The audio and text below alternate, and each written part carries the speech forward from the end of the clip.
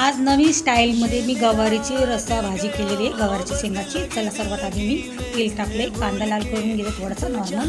इकडे गवारी शेंगा मी घेतलेल्या आहेत मिसळून आणि 2 भागात कापून घ्यायचे फक्त 2 सेंट. आणि इकडे कांदा थोडासा परतून झाला की लगेच टमाटर टाकते. टमाटर झालं की परतून थोडंसं लगेच मिरची, कोथिंबीर आणि अद्रक लसूणची पेस्ट लसूण टाकते. आणि त्याच्यामध्ये थोडे शेंगदाणे भाजलेले घेतलेले आणि थोडी तीळ घेतलेली 2 चमच. इकडे मी शेंगा 2 भागात कापून घेतलेल्या आहेत.